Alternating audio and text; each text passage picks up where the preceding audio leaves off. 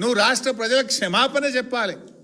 ఇన్ని వర్గాల ప్రజల్ని రోడ్డెక్కించి 6 గ్యారెంటీలు అమలు చేయక అందరినీ మోసం చేసినందుకు నువ్వు క్షమాపణ చెప్పాలి.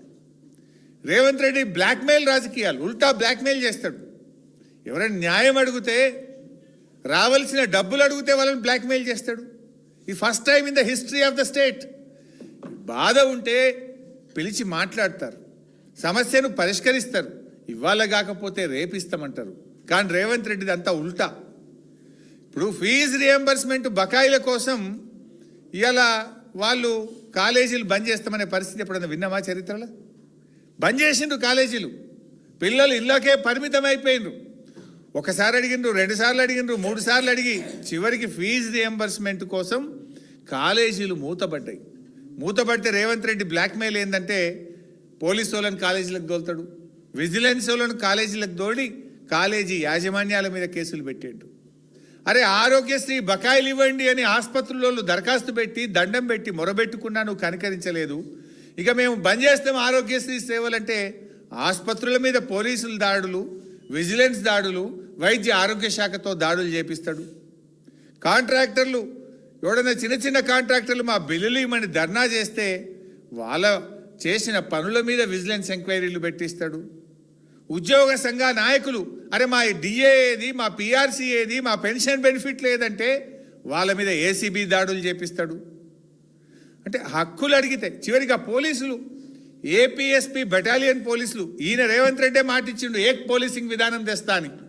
ఏమైంది నాయన ఏక్ పోలీసింగ్ అంటే పోలీసుల భార్యలను పోలీసుల చేత అరెస్ట్ చేపిస్తాడు. ఆ ఏపీఎస్పీ పోలీసులను 20 మందిని సస్పెండ్ చేసిండు ఇవాళకి. బ్లాక్మెయిల్ రాజకీయం ఈ రాష్ట్రంలో.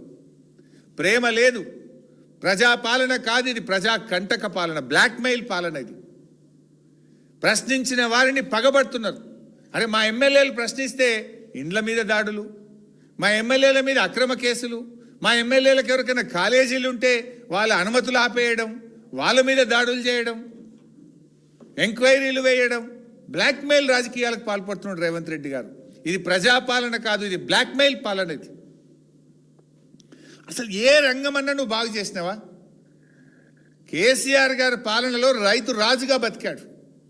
నిజమైన కేసీఆర్ గారు ఏంటంటే చెక్ డ్యాంలు, చెరువులు, కాలువలు, పెండింగ్ ప్రాజెక్టులు పూర్తి చేసి నీళ్లు తెచ్చిండు, 1 కోటి ఎకరాల మాగానిగా మార్చిండు. 24 గంటల కరెంటు దేశంలో ఎక్కడ లేని విధంగా ఇచ్చిండు. దేశంలో ప్రపంచంలో లేని విధంగా రైతు బీమా, రైతు బంధు తెచ్చిండు. దేశంలోనే ధాన్యం ఉత్పత్తిలో తెలంగాణ నంబర్ 1గా నిలిపిండు కేసీఆర్. ఏం చేసింది కాంగ్రెస్ చెప్పగలుగుతారా? కౌలు రైతులకు కూడా రైతు భరోసా ఇస్తామని చెప్పి ఉన్న రైతులకు 2 పంటలు రైతు భరోసా ఎగ్గొట్టిండు రేవంత్ రెడ్డి. కరోనా వచ్చినా, పెద్ద నోట్ల రద్దు జరిగినా, దేశంలో రాష్ట్రంలో ఆదాయం మందగించిన ఎమ్మెల్యేల మంత్రుల జీతాలు ఆపిండు కేసీఆర్. కానీ రైతు బంధు ఆపలేదు.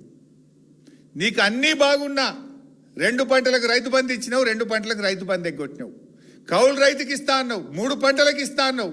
కానీ కేసీఆర్ గారు ఇచ్చే 2 పంటలకు కూడా రైతు బంధు ఎగ్గొట్టిన ఘనత రేవంత్ రెడ్డిది. రుణమాఫీ గురించి కూడా నేను ట్వీట్లో పెట్టిండు రేవంత్ రెడ్డి.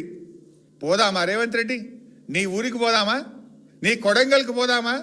ఈ రాష్ట్రంలో ఏ ఊరికి పోదామో చెప్పు. ఏ ఊర్లోనైనా సంపూర్ణమైన రుణమాఫీ అయిందేమో అడుగుదాం.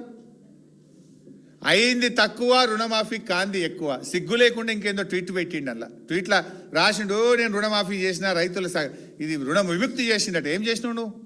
ఈ రాష్ట్రంలో ఏ ఊరికి పోయినా రుణమాఫీ అయిన రైతుల సంఖ్య తక్కువ, రుణమాఫీ కాని రైతుల సంఖ్య ఎక్కువ.